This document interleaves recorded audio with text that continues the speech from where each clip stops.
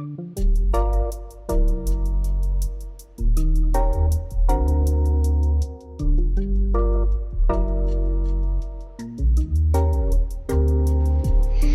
back to the Chatting Average, no longer on KCOU 88.1 FM, currently streaming everywhere, literally everywhere. If you go to John's smart fridge, you can pull this episode up and stream it straight from the smart fridge. And honestly, right. I would recommend that you guys do that. Mr. Lieber, Mr. Sansoni, how are we doing today? Doing great. You know, neither of you answered me. That was really uncomfortable. I was gesturing for him to go first. I was gesturing for him to go first. Just got back from class. So on that college grind, unlike somebody here. Yeah, sorry guys. John dropped out. I did not. That's really important for you to know. I did not drop out. Different John dropped out. Not that Different John. Different John. Different John. Oh, Adam also dropped out. No, that's not. No, I graduated. Right. It's kind of like dropping out, but different. It's like dropping out. Earning a degree in the same time. Yes. Yeah. A degree. You know what's interesting? Out of all of the jobs that I've applied for and like interviewed for in the last month or so, which there's been a lot. I've interviewed for a lot of jobs in the last month or so. There has not been a single person that has asked me if I graduated or for any proof of graduation. Maybe this college thing's just a big scam. You know what I'm saying? You heard it here first, ladies and gentlemen. The Chatting Average has learned that college is fake. The good thing is that, you know, John's wasted most of his time, and I've done a year and a half already. I've done 3 full semesters. I can get out while I still can. I won't. Plenty of time. It's important. I keep having to talk to all these different classes for my jobs. What? Sansoni, do you really only have a year and a half left? You should have 2.5, right? No, he has a year and a half. You're a year and a half in, so you have 2.5 left. Yes. That's math. So I've been talking to all of these classes for the job that actually sends me money every 2 weeks because Adam's hoarding all of the money we make from That's true, yeah. All the ad money goes directly to me. And I've been like, oh, yeah, I was in 4180 in 1987. Like, it feels so long ago. Anyways, we have baseball to talk about, I believe. We do. It's been, actually a really big week in baseball. Not in Major League Baseball. We're going to get into the transactions that happened this week in Major League Baseball. And spoiler alert, there are basically none of them. But we had a very big week in baseball, and specifically in Caribbean baseball. The Dominican World Series happened this last week. And, I mean, where do we even start, boys? So I think you start with Junior Caminero. Yeah. The League Dome, I guess. The Dominican Winter League Championship, right? The Leones del Escogido. I took French. I apologize for my poor pronunciation. Just send it to me real quick. That's true. We do have a Spanish speaker. It's true. But this is this is this is an if game, like the last game of the series, winner takes all. Game 7. It's important to note this was Game 7 because normally the Dominican Winter Series goes to 9 games, but this year they had to shorten the series down to just 7 games due to some scheduling conflicts. It was Game 7. This is important to note. Go ahead, Jim. Right. Junior Caminero, Tampa Bay Rays, ascendant shortstop or third baseman, depending on how you project him, is at bat for the Leones, right? He gets a pitch hung down the middle of the plate. Sends it, John? No, I'm going to give sound effects to the story. It needs it. Okay, yeah. So do we want to just play the whole video and narrate the entire thing? Just let John go. Let John go. Okay. It'll be a little too difficult for me to do at this stage of my technical prowess, but he swings. The ball rockets off the bat and breaks the scoreboard in center field. It's a no-doubter. No doubter. StatCast has it at about 340 feet. I would project it probably went 570. Yeah. Okay. This is one. Yeah. Junior Caminero then proceeds to take 55 seconds to go home to home. Yeah. In which he sends his. He's not even halfway down the first base line. He stands up. He's motioning. He's not even out of the circle of the plate. Yeah, he's looking towards the stands. Tosses the bat. It goes 40, 50 feet in the air. It's not a bad toss. It's a bat launch. It reaches low orbit in the stratosphere. This picked up by the International Space Station. This was the most electric home run trot ever, maybe ever. He's bouncing around the bases. He's pumping his arms. He does like at least a 10-second handshake with the third base coach. And when he gets to home plate, he stomps both feet down and gets swarmed. He gets swarmed by his team a third of the way down the first base line. And then again when he gets home. Imagine being like, go ahead. The ball was earth by the time he started moving towards first base, correct? Yes, like the ball had hit the scoreboard and landed back in the outfield by the time that he had left the batter's box, basically. I'm fairly certain the center fielder caught it and tried to throw it back out of bounds. It reminds me of like the non-Major League Baseball version of like the Derek Dietrich home run. Yeah. True. Where he was just like... You see this kind of stuff you see this stuff every once in a while in college baseball when you have a mid-major that beats we'll say, for example, Texas State knocks off Texas in a midweek game, right? And all the kids that go to Texas State that wanted to be all the kids that go to Texas State that wanted to be recruited by Texas in the first place want to prove that they're, good so they get juiced up for the series, and you see some big celebrations. And then, of course, there's always like hand-wringing on it over on Twitter about, hey, this is bad for the sport, this is good for the sport, whatever. In these Caribbean winter leagues, every single game is like this, and nobody cares. There's no pitchers going out to retaliate for this. You hit the home run, you won the game, you get to celebrate how you want to celebrate, and I think that's awesome. Now, there is a point I want to imagine? All right, go ahead. No, can you just imagine if like this happened with like Garrett Cole on the mound? Garrett Cole would have turned around to his teammates and been like, "You batted here," and then like as he crossed like second base, Volpe would have just like delivered like 7 punches at blinding speed because he trains in the Bronx boxing. We all know this. It's a very Volpe thing to do. If Joe Kelly had given up a home run and the batter had acted like this, he would be in federal prison for several years. This is not to mention. Obviously, there's big feelings on the part of the pitcher, right? Like, if this happened in Major League Baseball, the pitcher would take exception to that. Can you imagine being, like, the right fielder? You're not involved in this at all. You got to stand there for a full minute and watch this dude just taking his time.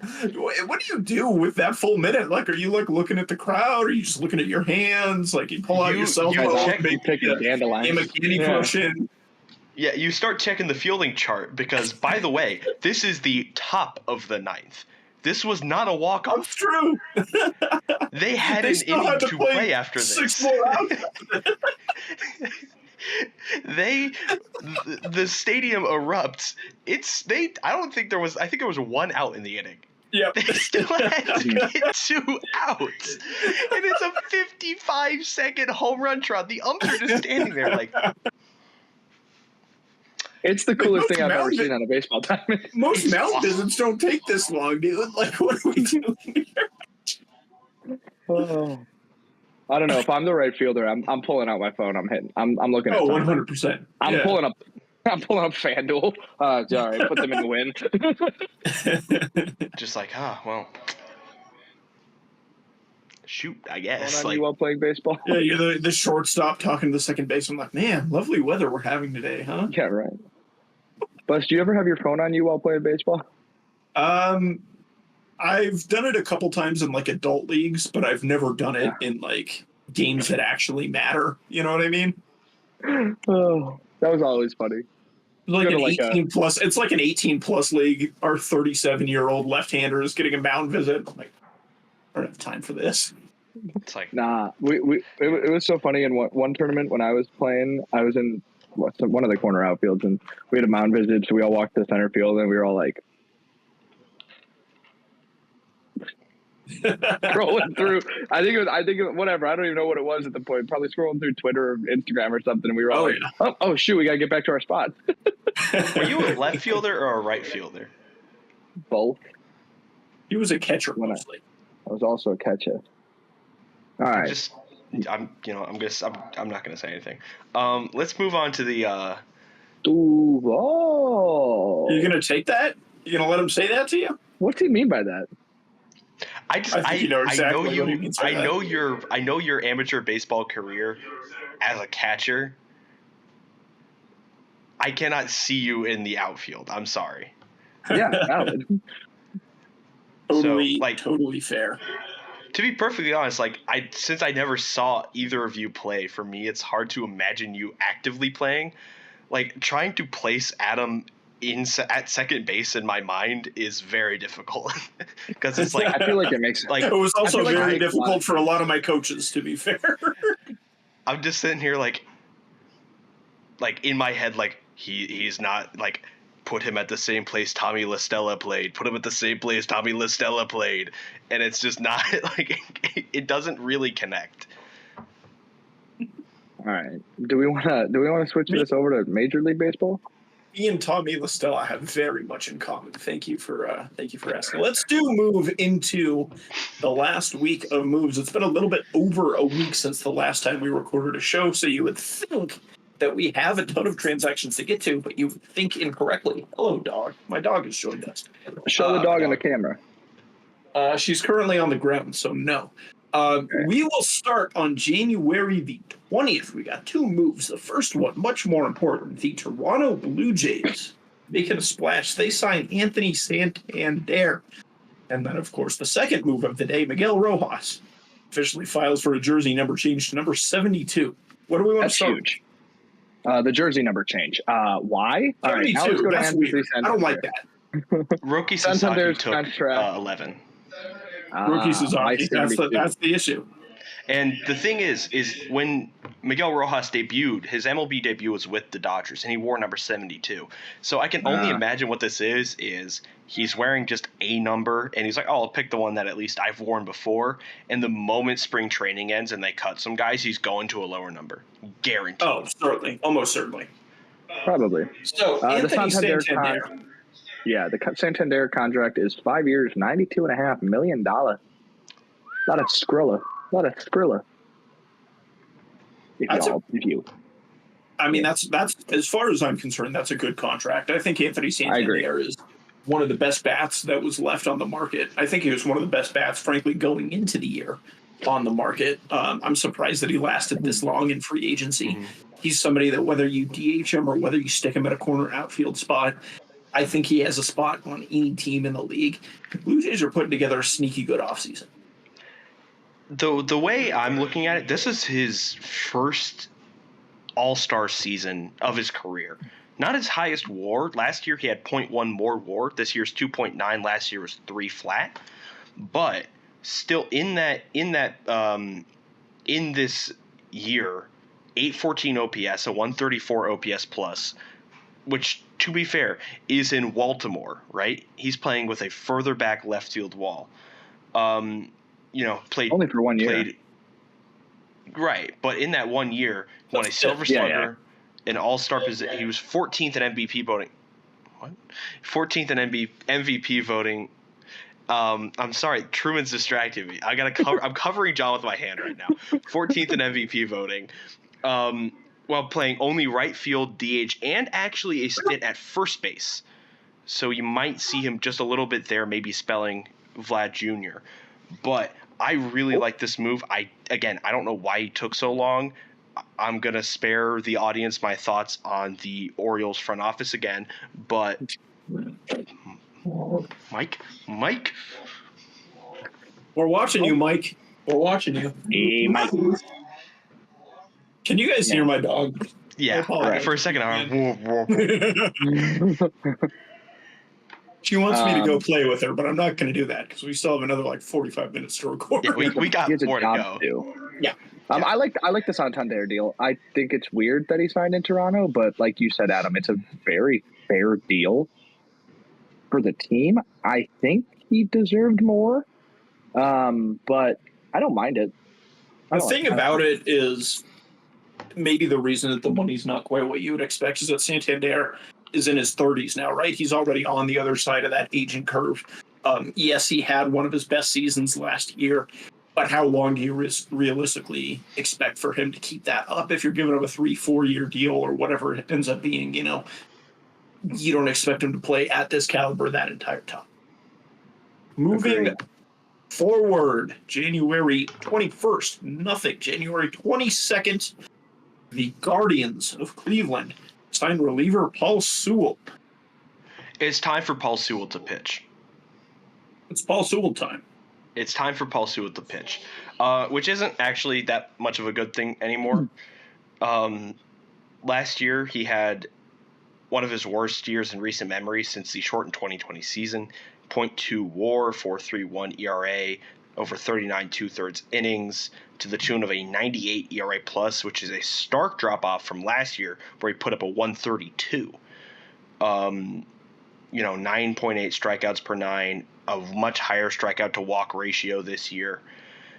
I can see why the Guardians would kind of want to take a flyer on him because it's Guardians pitching lab. Who knows what they're going to do with him? But totally agree. He's not the scary name that he was in Seattle or in Arizona anymore. It is also just a $7 million flyer, so right, kind of worth it. A $10 million mutual option in the next year. It makes sense to me. We talked it all throughout the second half of the year last year about how the Guardians were not going to be successful because their bullpen was being used at the highest rate in the entire MLB. So instead of going out and getting starters, they went out and they got more relief pitchers. Anyways, you can never have too many relief pitchers. To a degree, you can never have too many relief pitchers. But I don't know who the general manager is there, but you might have to start acting like he is also Mike Elias. It's Jerry Dipoto. Right. Jerry Dipoto. No, he's in Seattle. He's in Seattle. You're right. I do have words for him, though. I do have words for Jerry Dipoto. Actually, yeah. But we're going to – he's not related to John's favorite move of the week. Yeah. Speaking of words from John Sansoni, January 23rd, the Atlanta Braves sign all-star Jurickson Profar. How are we feeling, Mr. H? I have never been so glad to see Jurickson Profar. 3.6 WAR last year. And his age, granted, he's just about to turn 32. He'll be 32 before the start of the season. But this is by far his best career year. Obviously an all-star, 839 OPS. That's 134 OPS plus.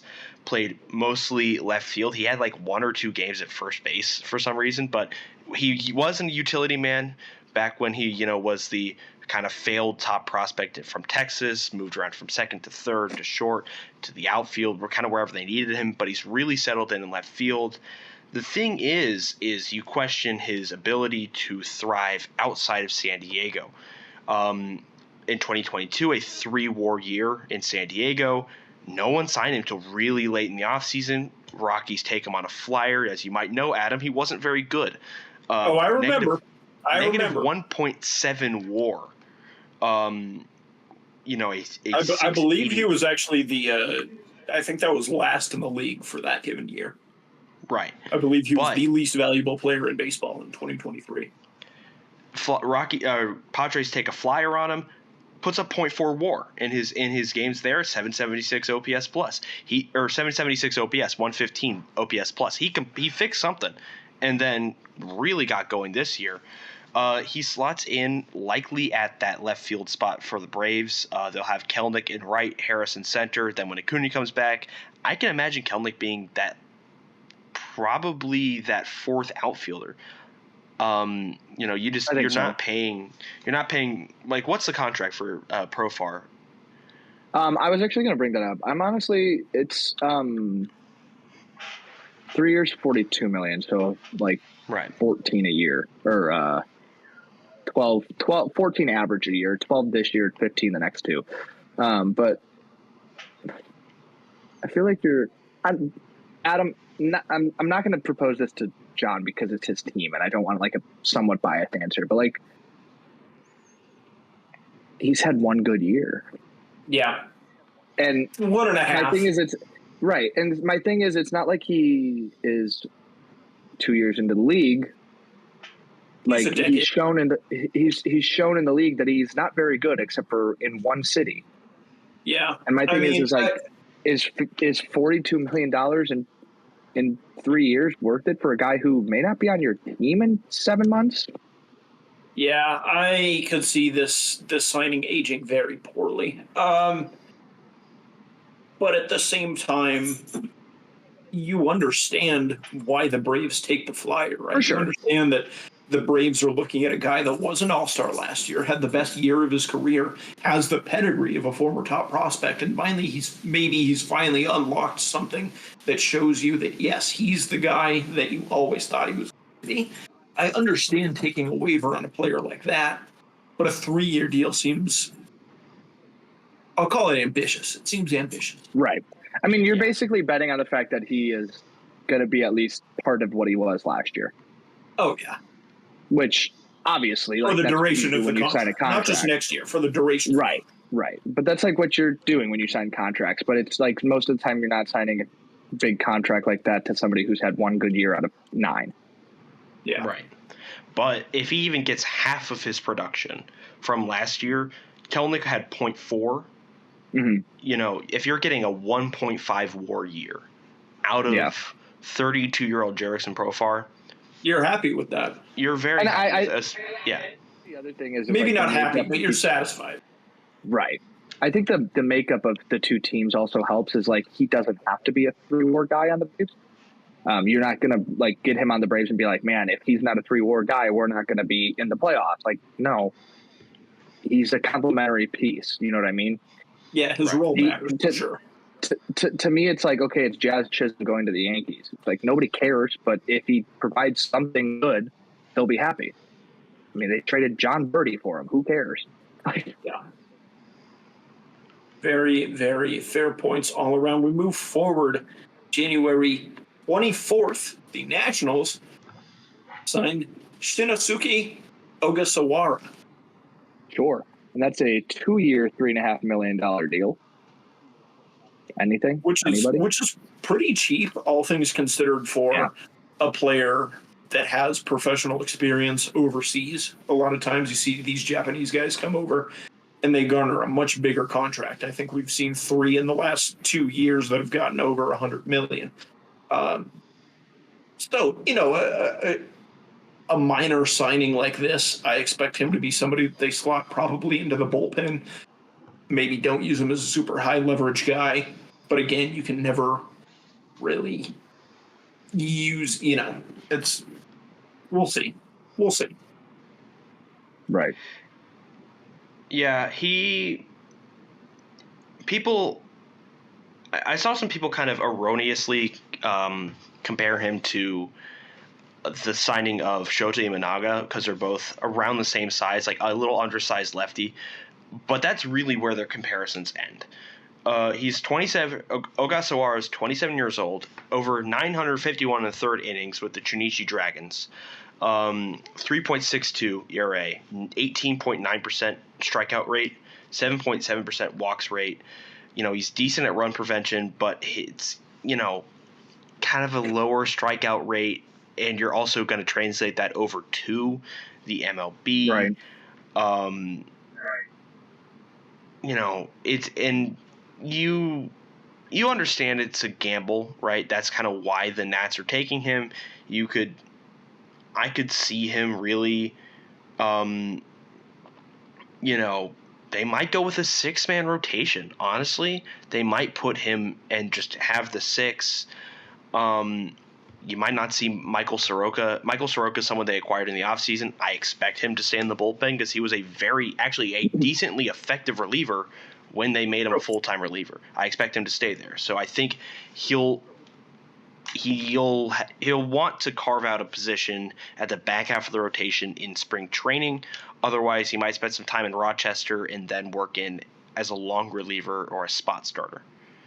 Right. You do have him, coming out of that rotation like he did last year, over 144 innings of work for Chinucci. I think the numbers that he put up, the traditional metrics, might not be all that different from kind of his ceiling with the Nationals. I think if you get these numbers that he put up last season, you're very happy if you're the Nationals, which as far as those traditional metrics goes, an ERA of 3.12 and a record of 5-11. Right? The Nationals are not a team that we expect, at least not this year, maybe next year, but at least not this year. We don't expect them to be competing for the division. If you have somebody that's pitching well, even if their win-loss isn't great, that helps you build for the next year. Mm-hmm. Any final thoughts on that, or shall we move forward? Let's move. We move. January 25th, nothing. The 26th, we've got a trade. The Cubs of Chicago. The Cubs of Chicago acquire closer Ryan Presley from the Houston Astros. Minor league prospect Juan Bello. This is the first time that Ryan Presley is leaving Houston after a very, very, very successful stint in their bullpen. All-time franchise saves leader, all-time postseason saves leader. I continue to be confused by the offseason, not just for the Cubs, but for the Astros as well. Yeah. They're both very confusing on what they're trying to decide to do. However, I'm going to take this to the extent of the Cubs are trying to maybe make a push for the division. It's the worst division to lose, so it shouldn't be that hard to take it, theoretically. To get a closer who is as good as Ryan Presley for a minor league prospect, and that's it. Great job. Great offseason trade, I'm not going to lie. I actually really like it a lot. I think he immediately slots in as your 9th inning guy. There shouldn't be any question about it. I mean, a 37-year-old Ryan Presley is still very effective. I think we would. Yeah, and if you use him as an 8th inning guy all year too, who cares? You're shutting guys down for 2 innings then. Right. And I think that's kind of why he went to the Cubs, is that he was completely locked in at that 8th inning setup guy, because the Astros have sunk so much money into Josh Hader. There really was, by the time that Josh Hader's contract either expired or he regressed to the point of trade, you run the risk of, Ryan Presley's career also being on the downturn. So I think having him at the 9, probably Porter Hodge, he was a really good rookie, probably have him at the 8. This is definitely, I would consider, a reactionary move to Tanner Scott. I know the Cubs were really angling for him for a while. Then he goes to Los Angeles, and that's, a whole nother thing. But I think, you hope Presley had a little bit of a down year last year. You hope he comes back a bit, but I think this is a really savvy move for the Cubs front office. I think I would agree with that. And you look at the other names around the bullpen for the Cubs, which I think we'll get into this when we start doing team divisional previews a little bit closer to the season starting. But when you look at the other names around the bullpen for the Cubs, you look at Keegan Thompson, Nate Pearson. These are not guys that inspire you. You had to go out and make a splash. If you missed out on Tanner Scott, you had to get somebody. Agreed. Any final thoughts there, or do we move forward? Good move. We move forward to the 27th of January. We've got 2 moves today. The Rangers sign Jesse Chavez to a minor league deal, and the Orioles sign Dylan Carlson. Where do we want to start there? I'd like to start with, when does Jesse Chavez gets traded back to Atlanta? And I'd also like to mention that Dylan Carlson's deal is $975,000 with $25,000 extra dollars if he makes 200 plate appearances. Yeah. It's an interesting which is a content. funny incentive. Yeah. Which is a funny incentive because he could go 0 for 200 and still get paid. I don't think they would continue to throw him out there if he goes 0 for 200. Here's the thing about Dylan Carlson, which is very funny to me. You look back at like the 2019, 2020, 2021 St. Louis Cardinals, and they had a logjam of guys in the outfield that were all pretty much the exact same player, right? You had guys who were young, just coming up through their system, getting ready to be at that major league level, and you weren't quite sure which one of them was going to hit yet. And you look specifically at Tyler O'Neill and Dylan Carlson. And I think in the mind of the average Cardinals fan, you flip-flopped maybe 100 times about which of those two was going to be your everyday center field guy.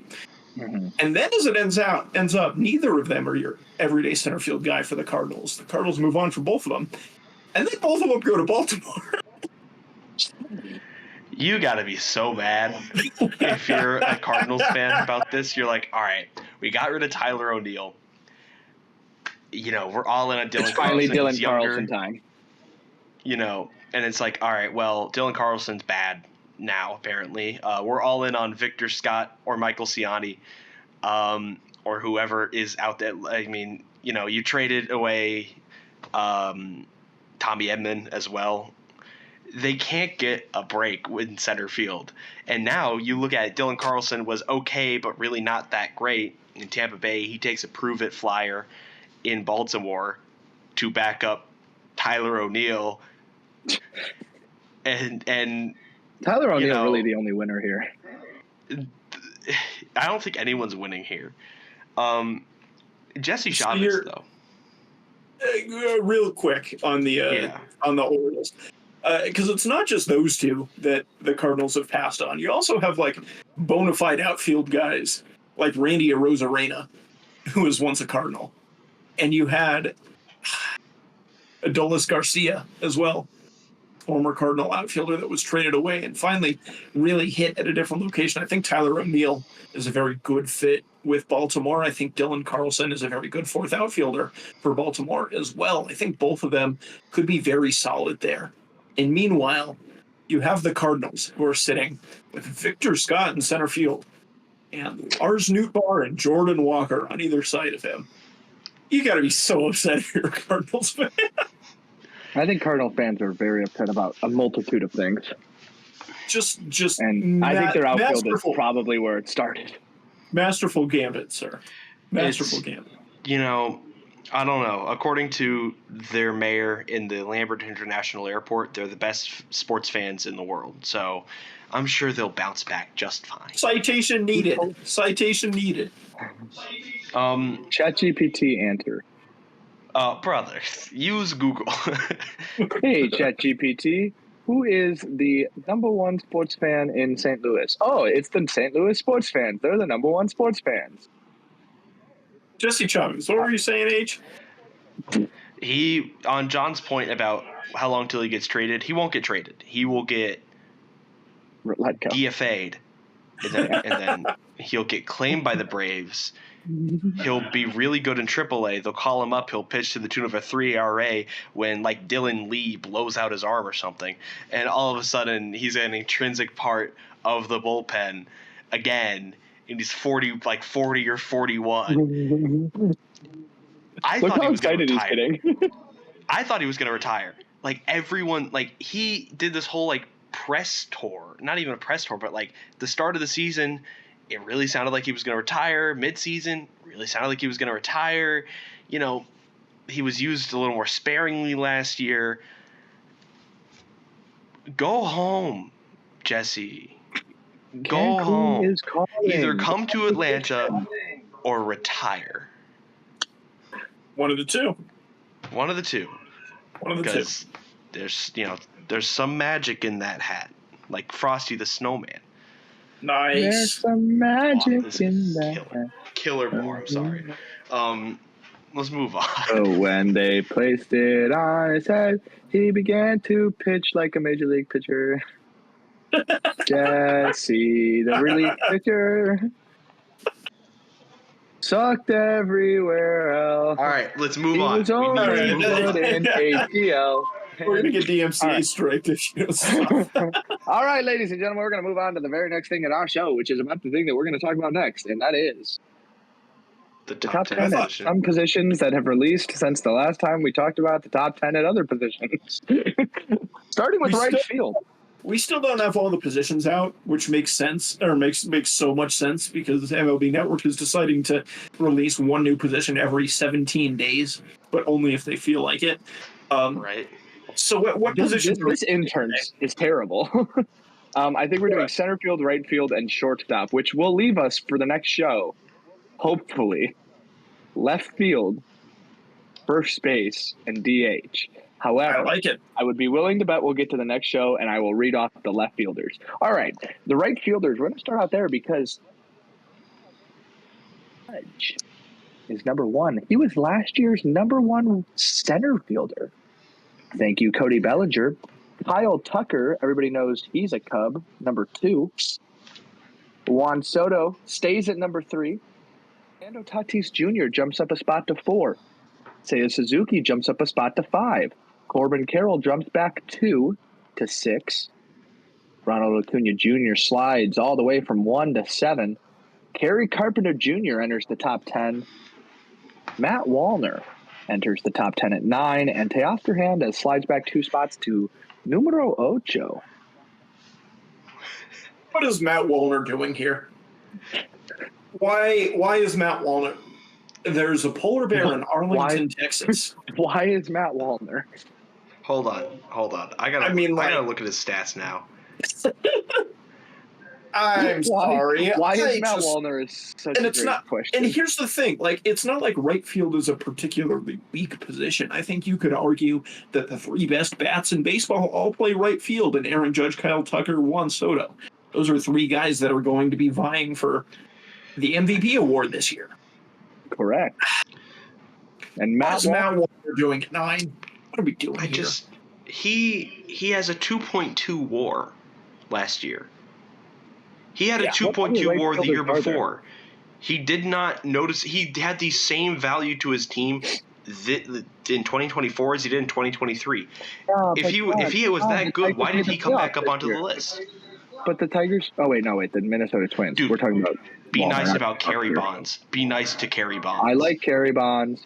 Kerry Bonds is Matt good. Wallner. Teoscar Hernandez is at number 10, and he had 4.5 WAR last season. What are we doing here? What are we doing? Hey, this was created by the Shweta. So the Shredder. We cannot question the Shweta. The Shweta. Do you guys see Isn't that the whole point of this segment, though, is to question the Shredder? Isn't that the whole point? Yeah. Yeah. Let's read off the shortstops, because that's next. Okay. Unless anybody had anything else. No, go ahead. Go ahead. What just happened? It sounded like he said something else. I'm not going to lie. H, do you have something you want to share? Just that on the subject of Acuna, I get it, because he won't have a full year. Right, exactly. Yeah.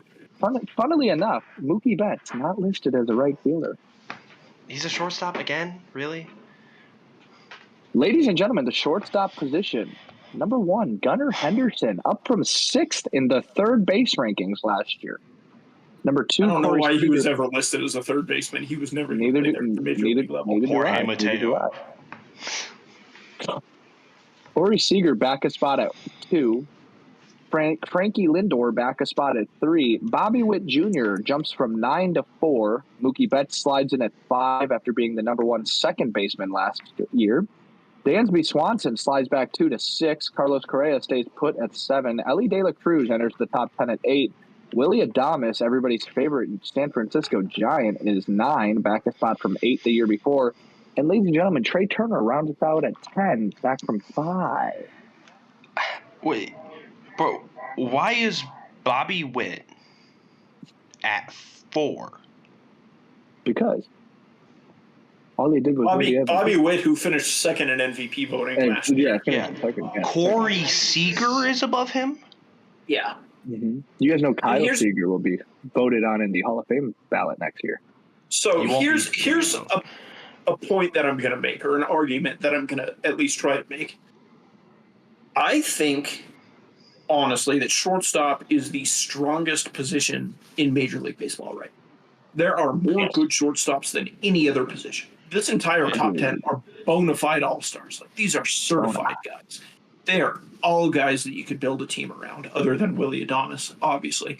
Bobby Witt Jr., I understand that Bobby Witt Jr. is young, but you know who else is young? Gunnar Henderson. If you're putting Gunnar Henderson at the number 1 shortstop spot, how can you justify Bobby Witt being 3 spots behind him? I don't understand that. Conceptually, I don't understand. It doesn't make sense. I like Gunner's good, but I like Bobby Witt was second in, I was about to say Heisman voting and MVP voting. It just does. I would have, yeah. Bobby Witt could win the Heisman. He could. He could. He could. He could. Is that it? Is that all you guys got? What are we on? I think if I had to rearrange it, I would have had Bobby 1, Gunner 2, Francisco Lindor 3, just for the top 3. Mookie Betts 4. Mookie 4. Corey Seager 5, because it's voter inertia. They're not going to move him down that much. Yeah. Corey Seager, Dansby Swanson, and Carlos Correa aren't all that different, in my opinion. They're not all that different as shortstops, and I think Ellie De La Cruz by the end of this year will be widely considered to be better than all of them. Agreed, for sure. But it's also like comparing last year to this year, so. Hang on, I'm trying in any to get case, I mean, shortstop is the strongest position in baseball, and it is forwarded by 3 guys that are less than 2 years of major league service time at this point, which I think is very, very enticing. I think shortstop is going to be the strongest position in baseball for a very long time. This is in the same way that when Chris Bryant and Nolan Arenado and Manny Machado were all coming up at third base was the marquee position in baseball. Shortstop is going to be your position for a long time. Right. Agreed. Center fielders to round out today's look at the top 10 in each position. Number 1, Julio Rodriguez, up from number 2 last year. Jackson Merrill at 2, previously non-ranked. Byron Buxton up from 7 to 3. Michael Harris, the second, up to 4 from 5. Mike Trout slides back 1 spot to 5. Brandon Marsh up to 6 from 10. Dalton Varsho enters the top 10 at 7. Garrett Mitchell as well at 8. O'Neal Cruz at 9. And Luis Robert Jr. slides all the way back from 3 to 10. In much the same way that shortstop is maybe the strongest position in baseball, is center field the weakest defense or the weakest fielding position in baseball right now? It sounds like it. Fielding? Not even fielding wise, just like general. Pitchers not being counted. Is center field the weakest position in baseball right now? If Byron Buxton's your number 3, come on, you know what I mean? Second base. It's I don't really get why Byron Buxton's honestly near the top.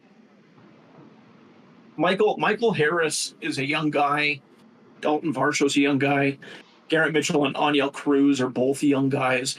But I don't necessarily think that, other than Michael Harris, I don't think that any of those 3 have proved themselves to a point where we can consider them to be upper echelon Major League Baseball players yet. Jackson Merrill being number 2 coming off of his rookie year. And it was a very strong rookie year, but him being number 2, I think, says more about the guys he's competing against than it does about Jackson Merrill. Is Julio Rodriguez really the best center fielder in baseball? I mean, yeah. It was Mike Trout, but Mike Trout hasn't played for 5.5 years. But, Julio couldn't hit water if he fell out of a boat for 70 games last year. Yeah, he had a really bad year. He's the number 1 center fielder in baseball. But who are you putting ahead of him? Merrill. I don't think you could put Merrill there after 1 season. He wasn't even up to start the year, was the rest of your list. No. I don't know. I just think it's like Garrett he Mitchell? he might be. Huh? What's Garrett Mitchell doing here? Yeah, that was very surprising to me as well. No, it's not. It's not even like the polar bears in Arlington, Texas. The whole polar bear exhibit at the Dallas Zoo got loose, and they ran down the freeway. What is a dodo bird doing in 2025? Right? Like we as a society have moved past. Why is there a hippopotamus in Memphis, Tennessee? Why are we not walking in Memphis, Tennessee? Walking in Memphis. My feet aren't 10 feet off of Beale. That's the big. They could there's be. your issue. They could be, but they aren't. But they could be. And you're not trying hard enough to make them be. Something that we've glazed over very, very much here because, yes, Garrett Mitchell, I think he's going to be good. He hasn't proved it yet, but I think he's going to be very good. Brandon Marsh. Brandon Marsh is number 6. Bro gets cool hair vibes, that's all. It's wet. Come on. Somebody had to take – what did Chuck Nasty play, right field? Yeah. Somebody had to take a spot in the center field rankings. Somebody had to take a spot in the center field rankings. He was on the center field rankings? No, but he was a DH. He's DH for like 3 years. By the way, back with the Rockies organization as special assistant to the general manager. Wow. Oh, the Dusty Poser deal. So Chuck Nasty will be a general manager. Chuck Nasty in 3 years. Got it. He cut his hair, but the beard's still long. So still Chuck that's how Nasty. You know he's professional. That's how you know he's professional. Okay, sure. So what was that mystery? That mystery thing you wanted to tell us about, Adam? Oh, are we doing that? A mystery topic that I want to share with you we'll gentlemen. Use for later. Yes, this is a tool that will be useful later. We got through all. Oh wait, we rankings, have to do right? We have to do the thing. Yeah, we did. We have to do the thing, John. Yeah. Miska, Muska, Mickey Mouse. Oh shoot, I got it wrong. I don't know what that was. Are either of you gentlemen familiar? Are either of you gentlemen? Mickey Doolittle. Oh my God, Can John! you shut up! Oh my God! Are either of you gentlemen familiar with Major League Baseball Network talking head Dan O'Dowd? I am. Yeah. Dan O'Dowd put out a list yesterday of the most impressive off seasons so far. I would like to share this list with you and get your guys' reaction. Okay, I haven't seen this. Most impressive off seasons, and there's a caveat, not including the Los Angeles Dodgers. He chose not to include the Los Angeles Dodgers, and honestly, I think that's fair. Same. Number 1 most impressive offseason. I have a ranking of the top 6 teams and then a rationale for each of them. So I'm going to share with you, starting with. Actually, I'm going to go back to front. Number 6, sixth best offseason in Major League Baseball this season. The Chicago White Sox. The Sacramento Athletics. What? No. Rationale. Yeah, rationale. That makes sense. Moving to a new ballpark. Added Luis Severino, Jeffrey Springs, Jose Leclerc, and Gio Urshela. I mean, we talked about this last week. They kind of had a nice season so far. Yeah, but I'm not getting voted top son of the month for moving to a trailer park, dude. It's not the same. It's not the same. Oh man. We could vote you best member of the chatting average. Did you steal that photo of that tiger behind you in the snow? No, I bought it. I don't believe you. They sell it at the student center. Oh, I do. Yes, I've seen it at the student center. That is true. Sure. So you don't even go here. The Sacramento Athletics, number 6.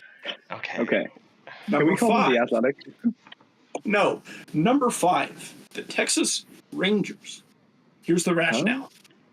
Healthy Jacob deGrom, Tyler Mahle, Josh Jung, and Evan Carter. Okay. Added Jock Peterson, Jake Berger, and Kyle Higashioka. Okay. The home run Stroka? The home run Stroka. Can we point out that 3 of the 4 in the rationale, in the first half of the rationale, were all just like the excuse whatever MLB team Twitter makes when your team doesn't add at the deadline, but don't worry, we're getting a healthy Jacob deGrom, Josh Young, and Evan Carter back in May.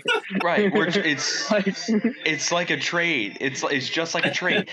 Chip Carey said that every year when he was the Braves broadcaster, because someone would get injured. He'd be like, well, it's just like a trade. They're coming back. You're getting all that value back. You're not. That's not how that works. They're already on the value to begin with. Already on the books. That's correct.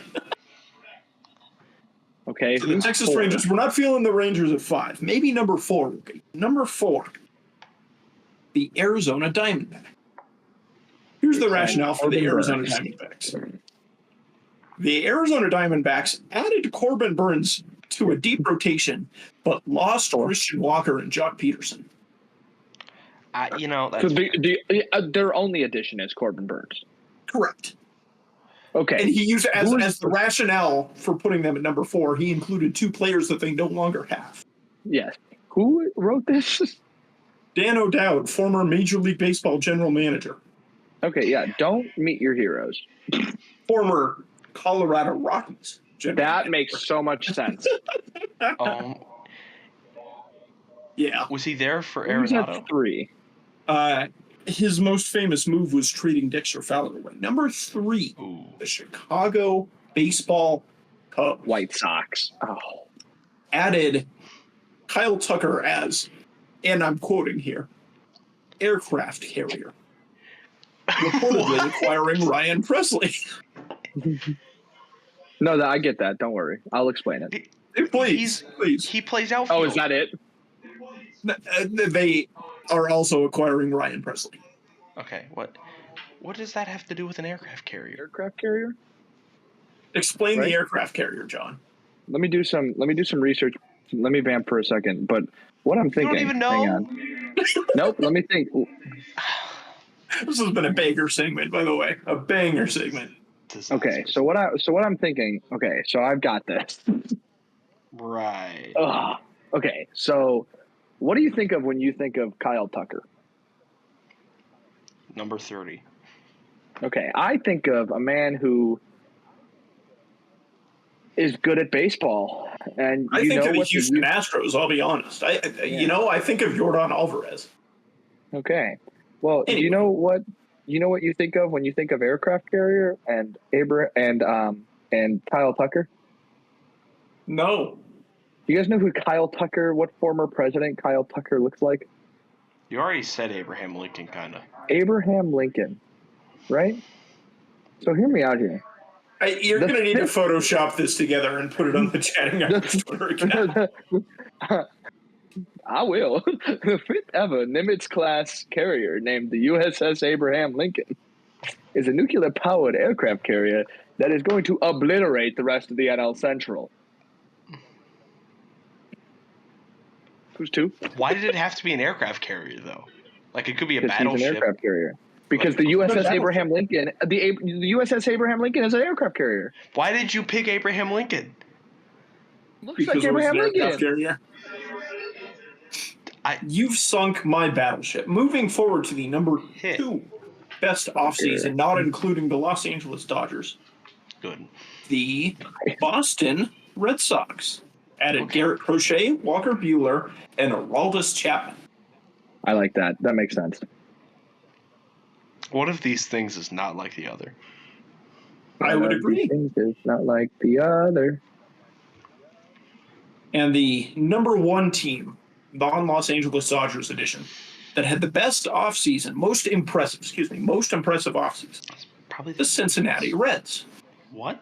The Cincinnati Reds added Brady Singer and Gavin Lux and hired Terry Francona.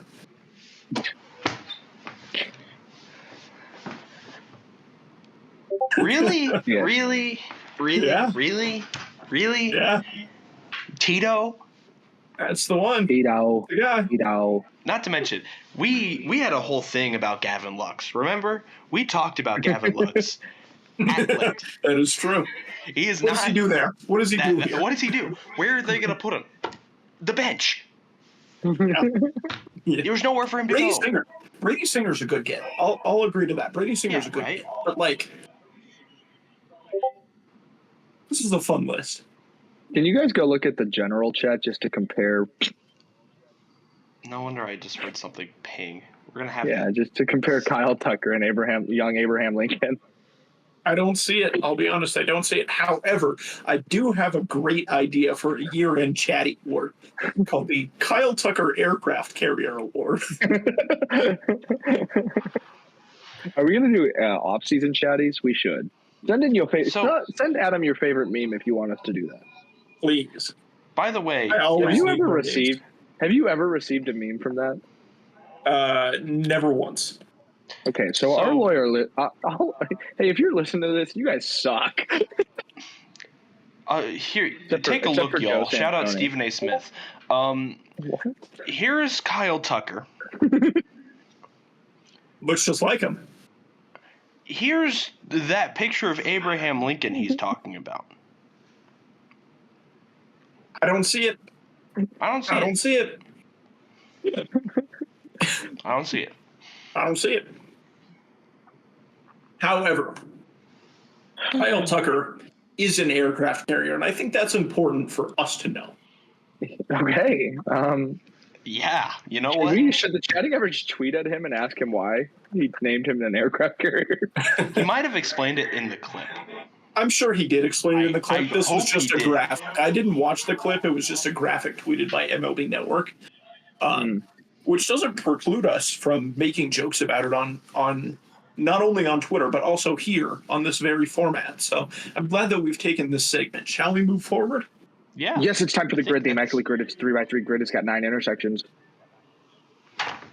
You have to hit the prompt in those intersections. So, like for example, column 1 being the San Francisco Giants, column 2 being 2,000 plus career hits, column 3 being a Gold Glove winner.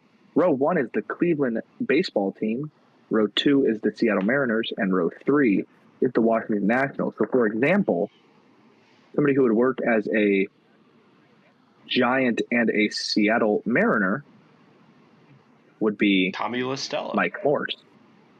Ooh. Huh? What did you say? Wouldn't it be Tommy LaStella? It could, but it could also be Mike Morse. You could do Mike Morse. Okay, thanks. You're welcome. Okay, what's next? I have a San Francisco Giant Washington National. Okay. Marlon Byrd. Wait, San Francisco Giant Washington National. Marlon Byrd? B-Y-R-D. Marlon Byrd. Bird is the bird. Bird. Bird is the word. I said bird. Bird is the word. Am I up there? 0.5. Hey. Thank you, Marlon. Very cool. Thank you, Marlon. Marlon, send Adam your favorite meme. Please. Washington National Gold Glove. I don't think that's did Zimmerman ever win a Gold Glove? I'm sure he did. I'm going to put Ryan Zimmerman. I think he did. I'm sure that's going to be very high, though. Okay, do we want to use somebody else? Can you think of another person who ever won a Gold Glove in a Washington Nationals uniform? Well, you could think of one who won it in a Montreal Canadiens. Expos. Canadiens. I tried. I wonder if Larry Walker won. Did Larry Walker win one as an Expo? He probably did. I'm going to check on that. We'll get back. He did. I'm going to check on that. Oh, no, this is not good. He did. Larry Walker won in 92 and 93. I just said that. Larry Walker. Larry on my Walker. No. On my Walker. Until I Expo. Okay. Let's move on. But somehow that last part made it worse. I'm trying to type Larry in, but my computer's about to die. Oh.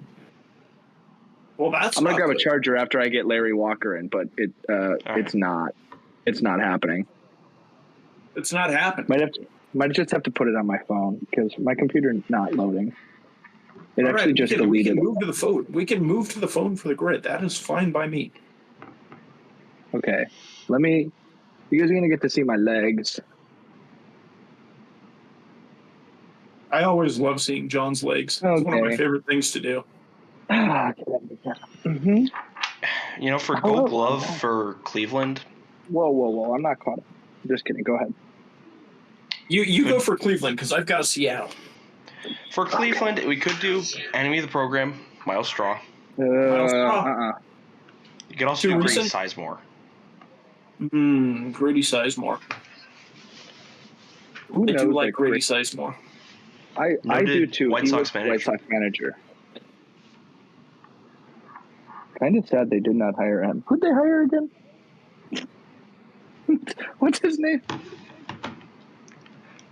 I don't think I'm going to tell you. I don't think you should figure that out on your own. So for real. This is not my team anymore. Mariners Gold Glove. Hey guys, I'm gonna be so for real. I just messed up the grid, so I'm gonna. Oh boy. Do it again. Hang on. I just put Mike Morrison. This is bad radio.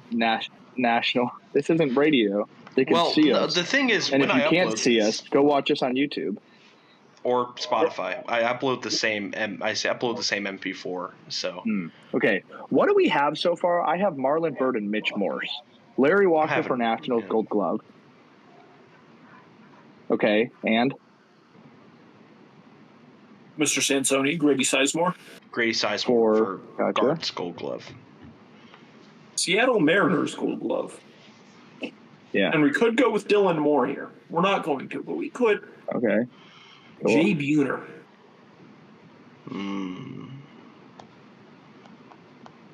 That was a grunt of an agreement, I assume. It was, yes. Buhner. Bueller. Jay Buhner. Is it B-U-H-N? B-U-H-N-E-R. Okay. All right. Sounds pretty good. Now we need a Cleveland Giant, and then all of the 2,000 plus hits career batting. There we go. For Washington, you could do Andres Galarraga. Ooh, I like that. Because he played in Montreal. He did play in Montreal. The Big Cat. Yes, that works. Not to be confused with Big Cat, the internet personality.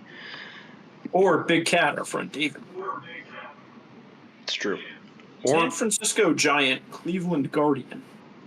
Rajay Davis. Ooh. Yeah, John's going Rajay Davis. All right. LeBron James.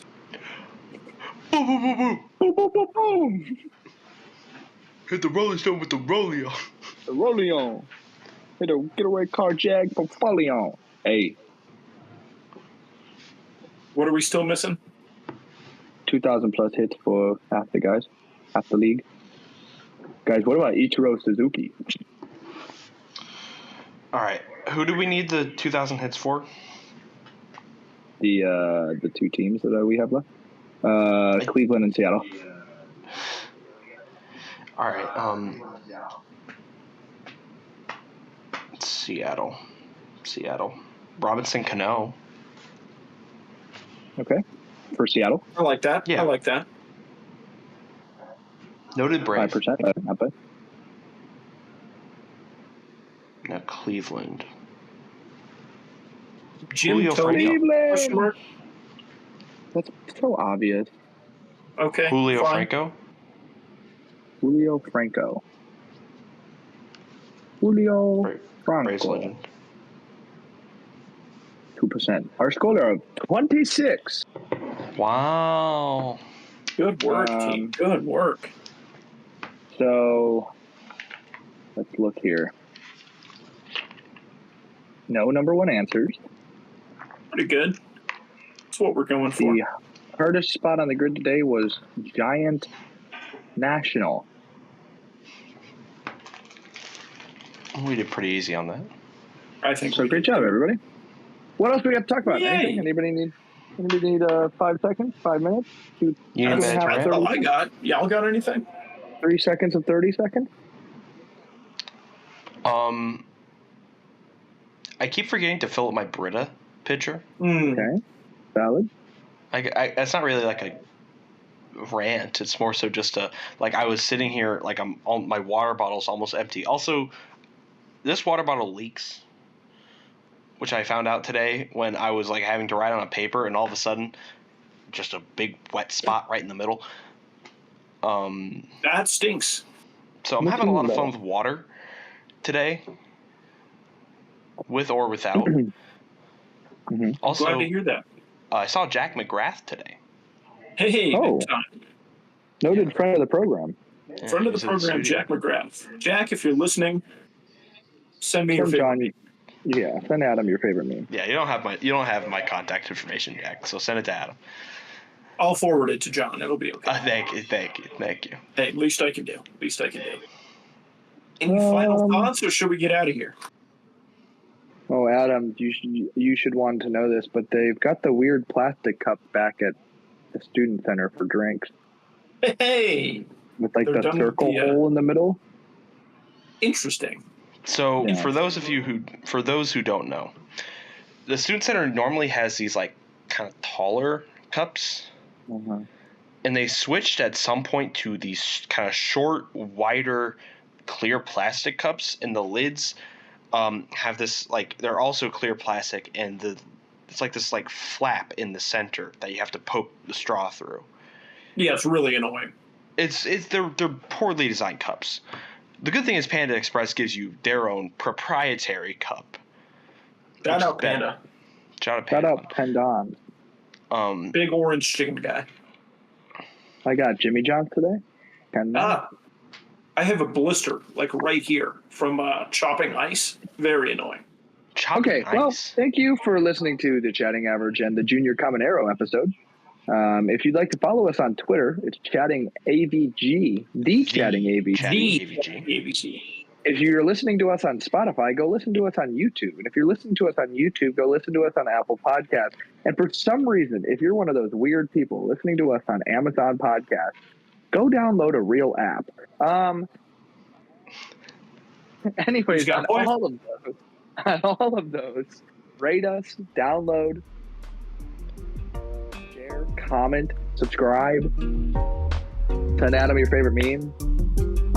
As always. See y'all later.